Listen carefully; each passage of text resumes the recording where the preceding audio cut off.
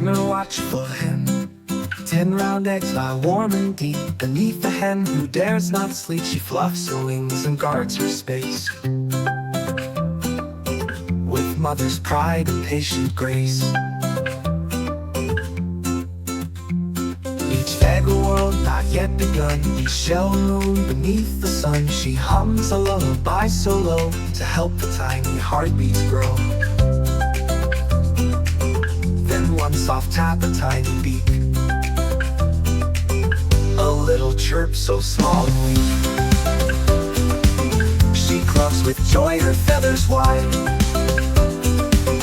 as life breaks through from deep inside.